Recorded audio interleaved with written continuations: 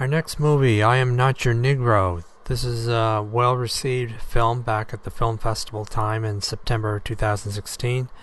A writer, black American writer by the name of James Baldwin, put together a 30-page draft or manuscript, I guess it was, of a book that he wanted to do about three of his friends who were murdered for their activism: Medgar Evers, Malcolm X, and Martin Luther King Jr.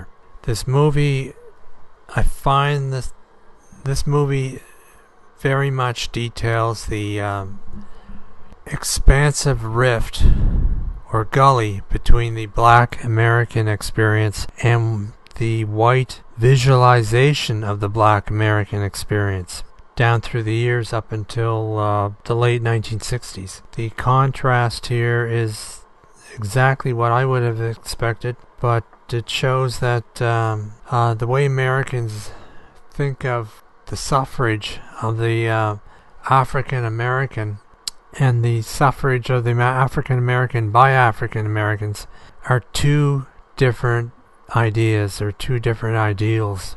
What was made perfectly clear to me in this movie was that when you are actually experiencing the racism, the hatred, the isolationism of being a black American living in the United States through, 200 years, I guess it was, is so vastly different from those who don't consider themselves, these white people or European people of European ancestry try to sympathize with the African American experience by wondering or having in their own minds what it felt like to be that way, but not really grasping exactly what it felt to be that way.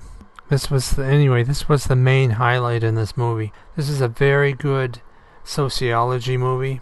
If you're trying to learn the truth about the African American experience, you'll find it in this film. I recommend this as a teaching tool in truth. I Am Not Your Negro.